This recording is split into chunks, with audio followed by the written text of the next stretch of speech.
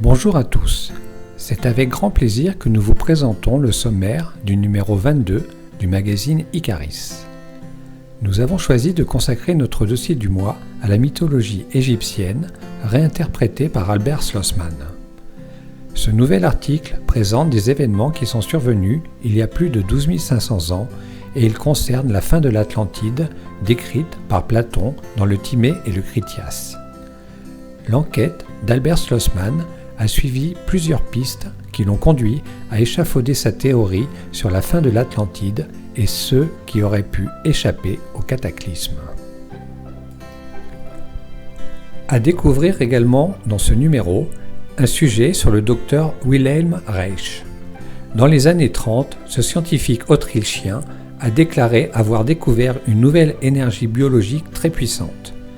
Le médecin pensait qu'elle était non seulement dans le corps humain, mais aussi dans l'atmosphère. Pendant les 3 décennies suivantes, il va inventer plusieurs machines basées sur les propriétés et les lois de ce qu'il a appelé l'orgone.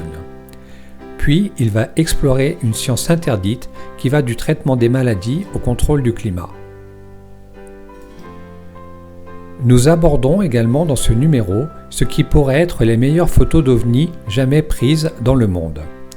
En effet, le 11 novembre 1987, Ed Walters, un habitant de Gulf Breeze en Floride, remarqua une lumière étrange dans le ciel alors qu'il se trouvait dans son jardin.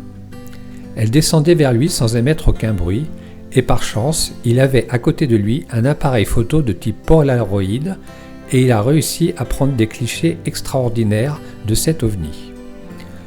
Les photos ont mis en effervescence les grands médias nationaux, la presse tabloïde et les groupes d'ufologues qui ont immédiatement voulu se rendre sur place pour enquêter. À découvrir également dans ce numéro la suite de notre grande étude sur la vague d'OVNI de 1954. Le cas se déroule le matin du 5 octobre, lorsque M.